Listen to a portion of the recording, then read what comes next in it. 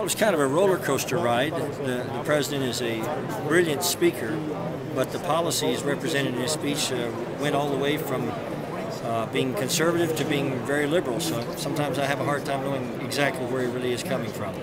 What conservative aspects did you find? Well, one of the things he mentioned was the need for everyone to have universal private health care, private accounts for Social Security, which is exactly what the last president suggested. And then on the other hand, he wants to nationalize the banks, which is all the way to the left, you know, so it's just a little confusing. Is there anything he left out that you would have liked to have heard been addressed? Sure. He didn't mention much about protecting us from jihadist terrorism. He said that his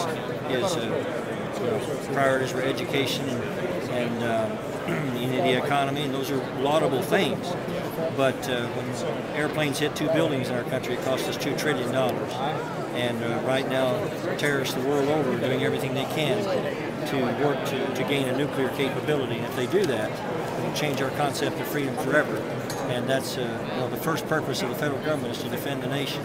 And I didn't hear much about the danger that we face with jihadist terrorism. So you don't believe he addressed Iraq to his fullest capability? Well, I think that he primarily, when he first started running for office, he said he would get us out of Iraq the day he came into office.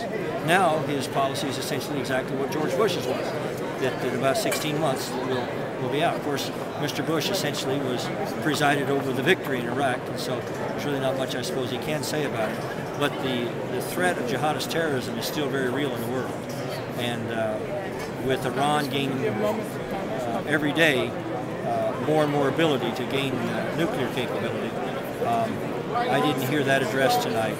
And for the commander-in-chief to leave out the first purpose of government, to protect its citizens against one of the most imminent threats facing us in the world, was a pretty serious hole in his speech. Thank you.